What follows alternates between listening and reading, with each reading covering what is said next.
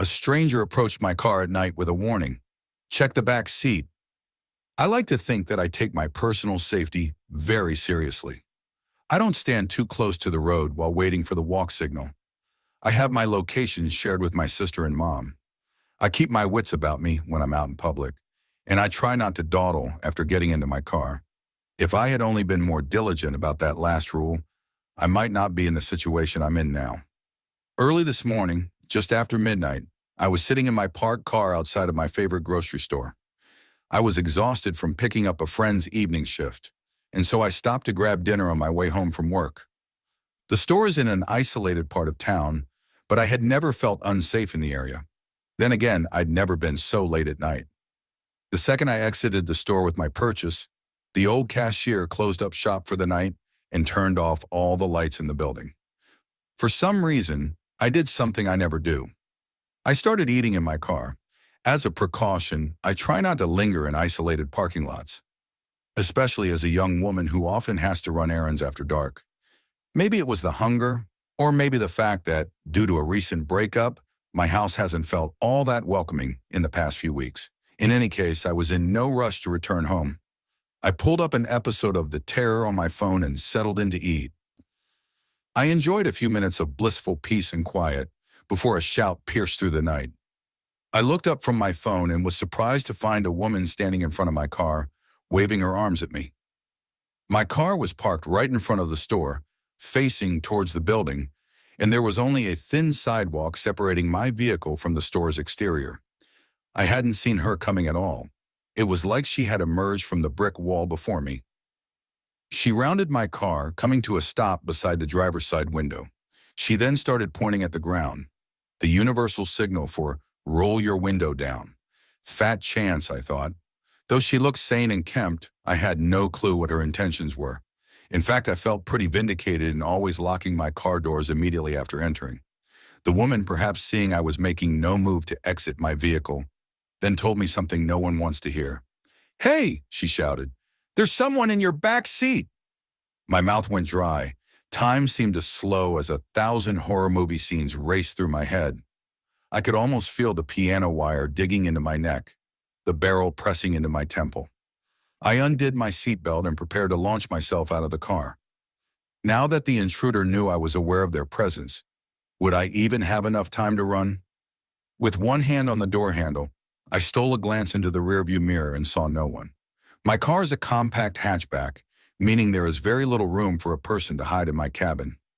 Even in my exhausted state, I would have noticed someone upon looking into the mirror. My terror fading to confusion, I turned around in my seat, surveying the cabin with my own eyes, and confirmed that there was no one in my back seat. Click!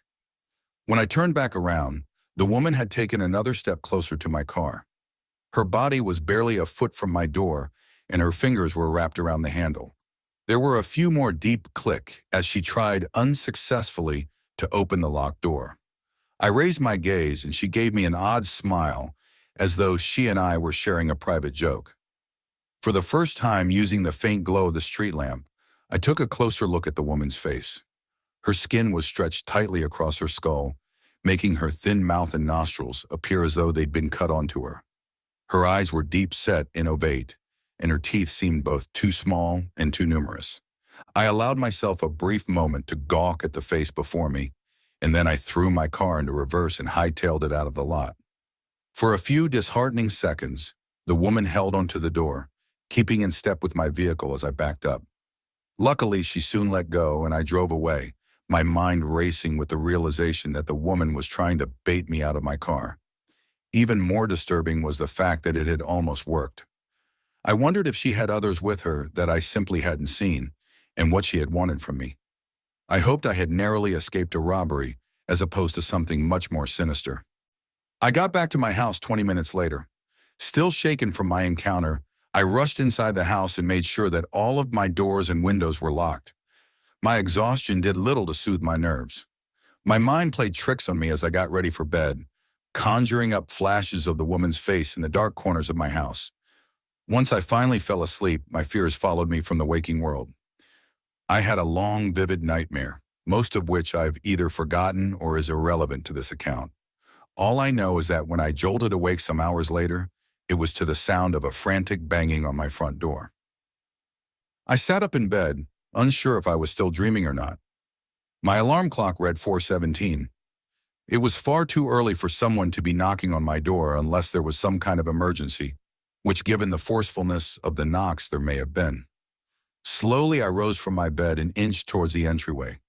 I had never before been in such a situation and was at somewhat of a loss as to how to react.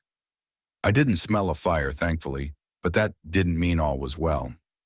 Suddenly I heard a man's voice calling out my name in a questioning tone. It sounded vaguely familiar, but I couldn't immediately place it. "Who is it?" I called back. "Brian," answered the disembodied voice, and relief washed over me. My neighbor, Brian, lived in the house across the street. We weren't close exactly, but I often saw him walking down the block with his dog, Bailey. I turned on the entryway light, but as I was still in my sleepwear, I didn't want to open the door unless I had to. Instead, I called back to him. "What's the matter?" "Well," he began. I heard his voice crack, and he cleared his throat.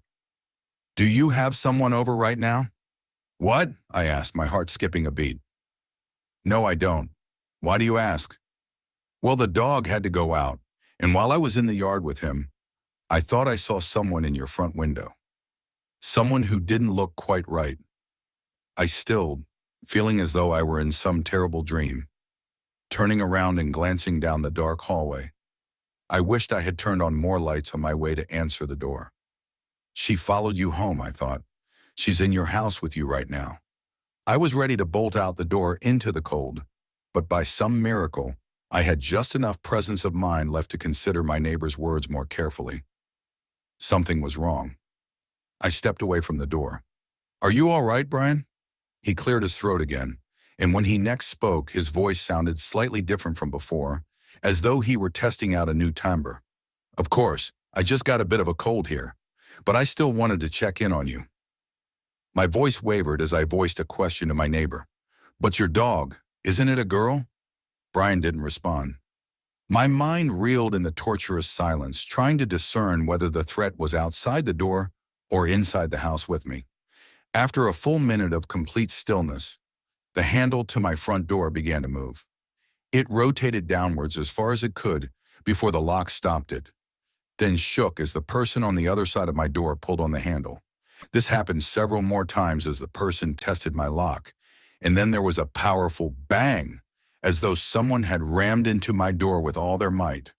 After that, there was silence again. I stood frozen in place for another minute. I had no peephole, but I worked up the nerve to walk into the living room and peer through the blinds into my front yard. In the distance, walking down the street away from my house, was a figure. Although I couldn't see the face, something deep within me knew it was the same person who had tried to open my car door. I watched her walk away into the quiet night until she disappeared from my view. Needless to say, I didn't get much sleep for the rest of the night.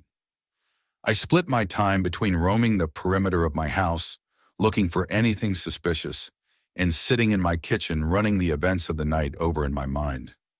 The most likely explanation was that I'd been dreaming. After all, I'd nearly been baited into opening my door to a potential criminal just hours before, so it made sense that I'd have a nightmare about a similar situation. Then again, I had never in my entire life had a dream so vivid. Maybe somehow the woman really did follow me home. She easily could have stuck a tracker on my car, but how in the world did she know Brian's name? And how had she impersonated him so well? The sun is setting now. I haven't left the house all day. I've been too haunted by the idea of someone, or multiple someones, trying to draw me out into the open.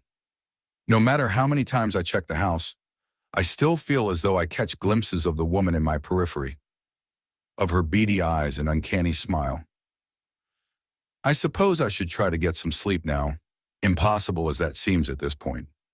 I just needed to jot this down before I went to bed, in case A, anything happens to me, and B, you ever think about blindly trusting the warnings of a stranger.